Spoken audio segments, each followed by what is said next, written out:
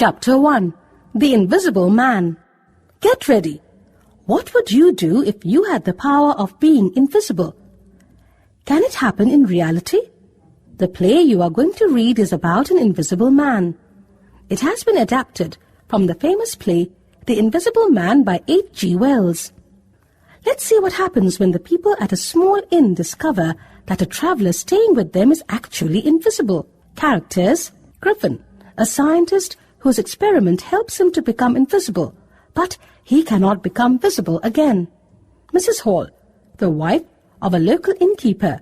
Jimson, the porter of the inn. Dr. Cuss, the general practitioner. First man, second man, local villagers. Scene: a cold, stormy night in the village of Epping in West Sussex, south of England. A stranger staggers into the Coach and Horses Inn. He is wrapped from head to foot in bandages, and the brim of his soft felt hat hides every centimetre of his face, except for his eyes, which are covered by smoked glasses. The innkeeper's wife is amazed to see him. Griffin, roaring out, "A fire! In the name of charity, I want a room and a fire." Mrs. Hall, "If you can pay, sir, I'm sure you'll find my inn comfortable." Griffin, "I can pay well enough. Here are 3 sovereigns." Staggers, walks unsteadily. Brim, the projecting rim of a hat. Felt, fabric of wool or fur. Sovereign, an old British gold coin equal to £1.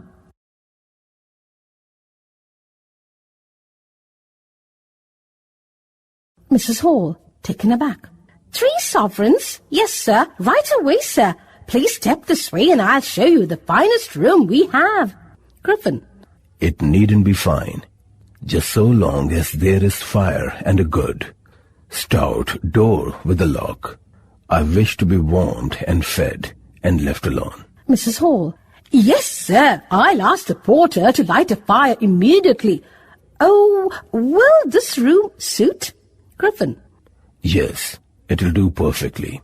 Mrs. Hall, "Jimson, a gentleman in room 8. Jimson, come, light a fire." To Griffin, "He'll be here directly, sir." Griffin, "He can't get here soon enough to suit me. I'm half frozen."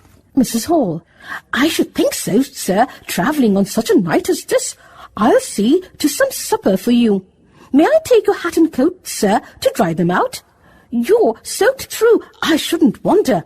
Griffin, "No, I prefer to keep them on, and I don't want people hanging about." Mrs. Hall, "Very good, sir. You needn't be so touchy. I was only trying to be sociable." To Griffin, "I do not look for sociability at all. I have a great deal of work to do, and I wish to do it undisturbed. I trust, madam, that I make myself clear." Except for the delivery of his meals by the porter Jimson, his doors remained closed, and for 2 days no one but the porter had so much as a glimpse of him. And even the porter had strange things to tell of what he had seen. Jimson, close. "Kept his back to me the whole time. Wouldn't let me see so much as a centimetre of his face. At last he whirled around. He talked to me through a handkerchief. Held the things right up to his face, like he didn't want me to see him. I think he's invisible."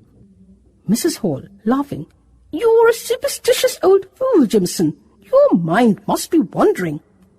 The people of Epping had a new worry now. A rash of burglaries had now erupted in the neighbourhood. The police found themselves helpless.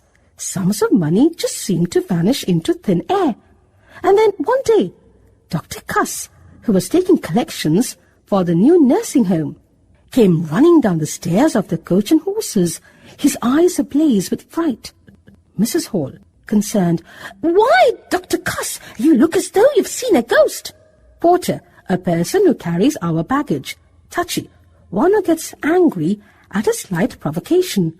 Sociable, friendly, superstitious, one who believes in supernatural things and happenings. Dr. Cuss, frightened, "Oh, It's worse, Mrs. Hall, worse. The man in room 8. Mrs. Hall. He's very particular about being left alone. I should have warned you. Dr. Cuss. I thought I'd go in to see him for a minute. I thought he might give me something for the collection. I knocked on the door and waited. There was no answer. Mrs. Hall. Perhaps he didn't hear you. Dr. Cuss. Just when I thought myself, so I walked in. He was working, and the minute he heard me, he jammed both his hands into his coat.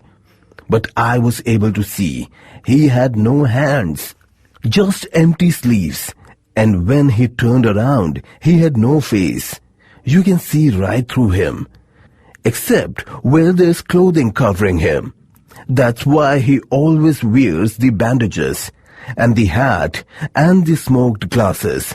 The stranger in room 8 is an invisible man. The strange story spread through the town like wildfire. Most people refused to believe it, though it seemed to explain the petty thieveries that had been going on. A deputation of townsmen was soon formed to arrest and capture the incredible invisible man.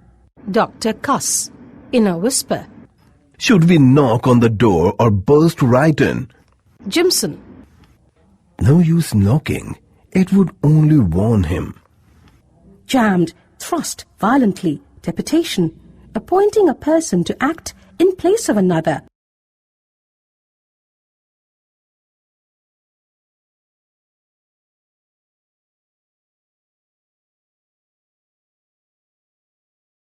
First man. Jimson's right. He would have a chance to make himself invisible. Second man. We will do better to just rush in, take him more by surprise. Dr. Cuss. Very well. Now, then 1, 2, 3, push! The door was flung open. Jimson. We've got you now, invisible man. Griffin. Oh no, my secret is out, is it? Jimson. Look, that bandage is hanging in mid-air. Must be him. Griffin. Fools, how easily I can elude you. First man. The bandage has dropped to the floor. Dr. Cuss. We will never catch him once he gets them off. He'll be invisible again. Griffin, laughing. There's the last of it. Now come and catch me if you can. Dr. Cuss, a blow with the poker to teach you not to meddle where you aren't wanted.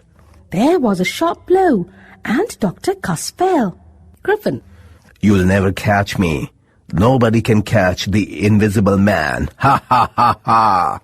Elude, escape by cleverness. Poker, a metal rod to stir the fire in the fireplace.